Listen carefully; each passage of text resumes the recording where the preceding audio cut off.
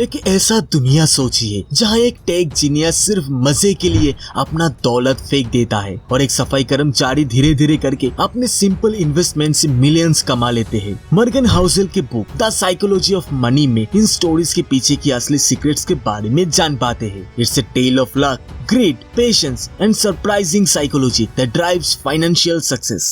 The greatest show on the earth. Author Morgan Housel जब Los Angeles के एक hotel में वेले का काम करता था तब उन्होंने एक जीनियस टेक एग्जीक्यूटिव को देखा जो अपनी जिंदगी में बहुत ही ज्यादा सक्सेसफुल थे। उसके पास पैसों की कोई कमी नहीं था, लेकिन पैसों के साथ उसका रिलेशनशिप कुछ अजीब ही था। वो अपने पॉकेट में हमेशा $100 की बिल्स रखता था और लोगों को दिखाया फिरता था। एक दिन वो एग्जीक्यूटिव ऑथर के एक कोलीग को $1000 दे के कुछ गोल्ड कॉइन्स खरीदने भेजा। 1 घंटे बाद वो एग्जीक्यूटिव उसके कुछ दोस्तों के साथ सिर्फ मजे के लिए उन गोल्ड कॉइन्स को समंदर पे पत्थर की तरह फेंक रहा था। 1 साल बाद ऑथर को पता चला कि वो एग्जीक्यूटिव बैंकक्रप्ट हो चुका है। इसलिए ऑथर कहते हैं doing well with money has little to do with how smart you are and a lot to do with how you behave. और ये बिहेवियर सिखाना बहुत ही मुश्किल काम है। एक जीनियस जो अपनी इमोशन पे कंट्रोल नहीं रख पाते उसके लिए फाइनेंशियल डिजास्टर हो सकता है। और दूसरी तरफ एक बहुत ही साधारण इंसान जिनके पास कोई फाइनेंशियल एजुकेशन नहीं है वो भी वेल्दी हो सकता है अगर उनके पास कुछ बिहेवियरल स्किल्स है। Ronald Read versus Richard Fuscone. Ronald Read एक अमेरिकन फिलैंथ्रोपिस्ट, इन्वेस्टर, जेनेटर और एक पेट्रोल पंप अटेंडेंट थे। वो अपने फैमिली में पहले इंसान है जिन्होंने हाई स्कूल से ग्रेजुएशन किया था। रीड ने 25 साल तक एक पेट्रोल पंप पर मैकेनिक का काम किया और 17 साल तक जेसी पेनी में जेनेटर का काम करा। उन्होंने 38 साल की उम्र में $12,000 में एक 2 बेडरूम हाउस खरीदा और बाकी की जिंदगी उसी में रहे।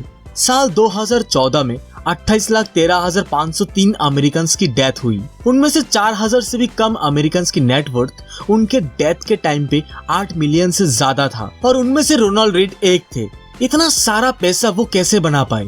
रीड ने कोई लॉटरी नहीं जीता था और न ही उन्हें इनहेरिटेंस मिली। रीड ने जितना थोड़ा बहुत पैसा बचा सकता था उसे वो ब्लू चिप स्टॉक्स में इन्वेस्ट करता था, फिर डेकेड्स तक इंतजार करते रहे। बस यही है, फ्रॉम जेनेटर टू फिलैंथ्रोपिस्ट। दूसरी तरफ रिचर्ड फस्कन एक Harvard educated Merrill Lynch executive जिनके पास MBA डिग्री था। उन्होंने फाइनेंस में इतनी सक्सेसफुल करियर बनाई कि वो 40 साल की उम्र में रिटायर हो गए और एक फिलैंथ्रोपिस्ट बन गया।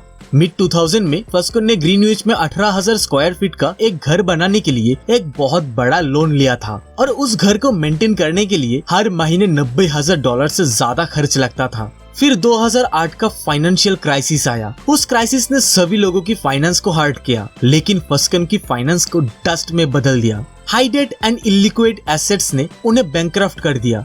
एक तरफ रोनाल्ड रीड जिन्होंने डिसिप्लिन और पेशेंस से मिलियंस कमाया और दूसरी तरफ रिचर्ड फस्कन जो अपने ग्रिड के चलते अपना सारा दौलत खो दिया। इस बारे में ऑथर मॉर्गन हाउसेल कहते हैं दूसरे फील्ड्स में जहां एजुकेशन और ट्रेनिंग बहुत ही जरूरी होता है, फाइनेंस एक ऐसा फील्ड है जहां एक आम आदमी भी बिना फॉर्मल एजुकेशन के हाई स्कूल वाले लोगों से बेहतर परफॉर्म कर सकता है। ऑथर आगे कहते हैं फाइनेंशियल सक्सेस कोई रॉकेट साइंस नहीं है, ये एक सॉफ्ट स्किल है। जहां आप कैसे बिहेव करते हैं वो आपकी नॉलेज से भी ज्यादा जरूरी होता है।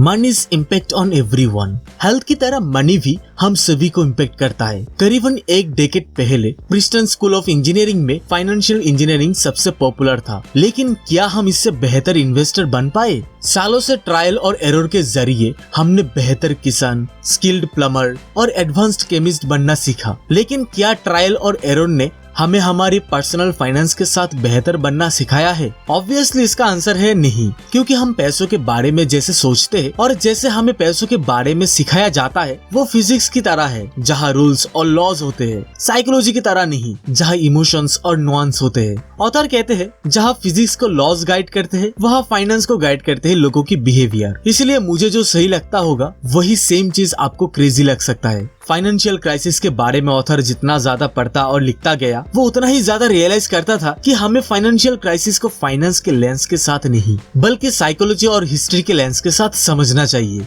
अगर आपको ये जानना है कि लोग क्यों डेट में डूब जाते हैं, इसके लिए आपको इंटरेस्ट रेट स्टडी करने की कोई जरूरत नहीं है। आपको बस हिस्ट्री ऑफ ग्रीड, इनसिक्योरिटी और ऑप्टिमिज्म के बारे में स्टडी करना पड़ेगा। और अगर आपको ये जानना है कि क्यों इन्वेस्टर बियर मार्केट में सब कुछ बेच देता है, इसके लिए आपको एक्सपेक्टेड रिटर्न के बारे में जानने की जरूरत नहीं पड़ेगा। आपको बस इतना सोचना होगा कि आपका इन्वेस्टमेंट कहीं आपकी फैमिली को फाइनेंशियल रिस्क पे तो नहीं डाल देगा। तो दोस्तों मैं उम्मीद करता हूँ कि ये वीडियो आपको अच्छा लगा होगा। अगर अच्छा लगे तो इस वीडियो को एक लाइक करें, अपने दोस्तों के साथ शेयर करें और मेरे चैनल को सब्सक्राइब करना मत भूलिए। मैं ऐसे ही बुक समरीज आप लोगों के लिए लाता रहूंगा। मिलते हैं अगली वीडियो में, तब तक के लिए बाय, हैप्पी रीडिंग।